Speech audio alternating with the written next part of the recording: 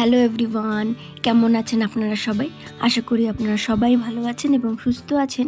আমার আরেকটি নতুন ব্লগে আপনাদের সবাইকে স্বাগত।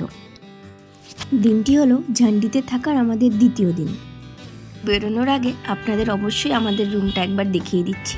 যদিও এই ভিডিওটা আমি করতে পারিনি, কারণ চেক আউট করার সময় হয়ে গেছিলো আর আমার ব্যাগ গোছাতে একটু সময় লেগে গেছিলো। আসলে আগের দিন তো রুমে ঢুকতে ঢুকতে পুরো সূর্য ডুবেই গেছিলো, সন্ধে হয়ে গেছিলো, যার জন্য বাইরের ভিউটা আপনাদের দেখাতে পারিনি, না রুম ট্যুর করতে পেরেছি। তো ওই ছোটো করে একটা রুম ট্যুর আমার একটা দিদি করে দিয়েছিল, তো সেটাই আপনাদেরকে দেখাচ্ছি।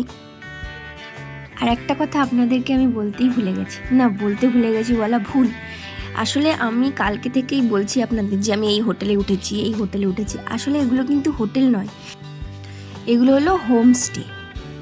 পাহাড়ে সেরকমভাবে হোটেল বলে কিছু হয় না, যা হয় সবই হোমস্টে। আপনারা তো দেখলেনই আমাদের রুমটা, বেশ ভালো বড় একটা রুম ছিল, যেখানে দুটো বড় বড় বেড, একটা বড় ওয়াশরুম আর একটা ওয়ার্ড্রপ ছিল। আর বাইরের ভিউটা তো আপনারা দেখলেনই। এরকম রুম আমাদের দুটো নেওয়া হয়েছিল, আর একটা যে আমাদের সাথে ফ্যামিলি গেছিলো তারাও 4 জন, আর এদিকে আমরাও 4 জন। তো সেই হিসাবে আমাদের দুটো বড় বড় রুম নেওয়া হয়েছিল।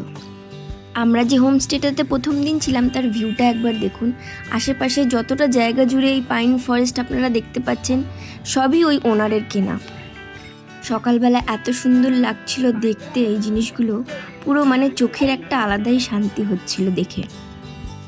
কলকাতায় আর এসব কোথায় পাবো বলুন, তাই চোখ জুড়ে ভালো করে দেখে নিচ্ছিলাম। এখন যে হোমস্টেটাতে আমরা আছি সেটা ছেড়ে আমরা এখন অন্য একটা হোমস্টেতে যাব। সেই হোমস্টেটাও এই ওনারেরই।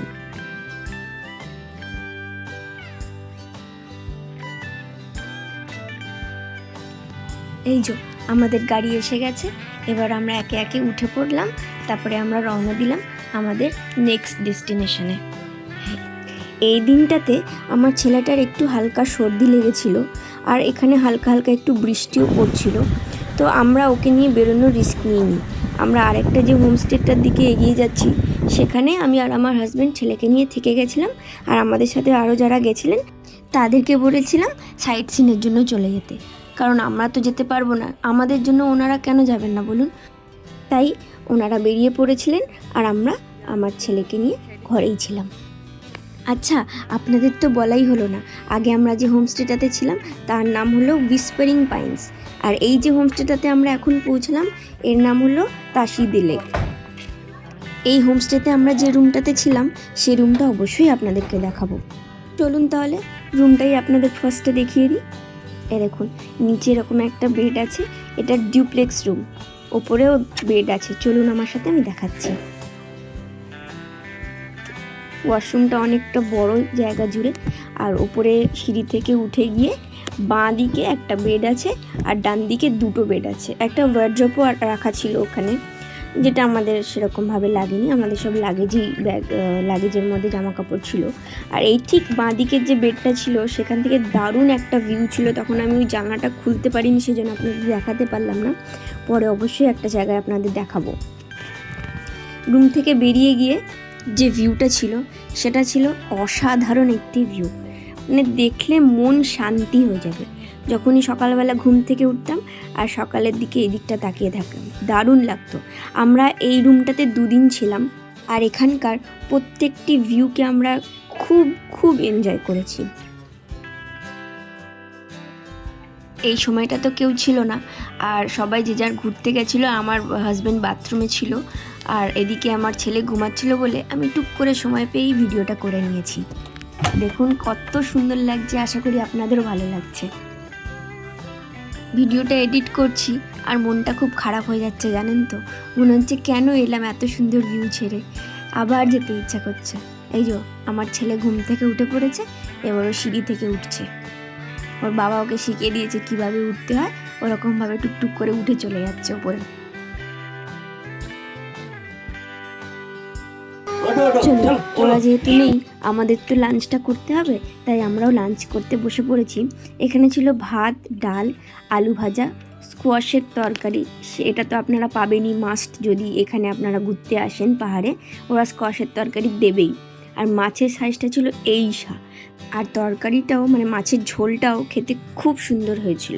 এখানকার যে শেফ ছিলেন তিনি বাঙালি ছিলেন, আসলে যে ওনার তিনিও বাঙালি, তাই শেফটাকে মনে হচ্ছে কলকাতা থেকেই এনেছে। যাই হোক, রান্নাবান্না তো দারুণই খেলাম। আর এখন যেটা আপনারা দেখতে পাচ্ছেন সেখানে আমরা যেতে পারিনি, ওই যে আমাদের দিদি গেছিলো, তাই আমাদের জন্য কয়েকটা ভিডিও করে এনেছিল যাতে আমরাও একটু দেখতে পারি। তো সবার প্রথমে মনে হয় ওনারা মোনাস্ট্রিতে গেছিলো। তো খুবই সুন্দর একটা মোনাস্ট্রি, আমার ভিডিওটা দেখে খুবই ভালো লাগছিলো। একটু মন খারাপ হলেও ছেলের জন্য তো এটুকু করতেই হবে, তাই আর গেলাম না। যাই হোক, আপনারাও দেখতে থাকুন আমার সাথে, আমিও এরকমভাবেই এনজয় করেছি ভিডিওটা দেখে। এই যে দেখুন, এখানে একটা শঙ্খ বাজছে। যখন এই শঙ্খটা বাজে তার মানে এই মন্দিরটি বন্ধ হওয়ার সময় চলে এসেছে। এটা আমি জানতাম না, আমাকে আমার দিদিটাই বলেছে।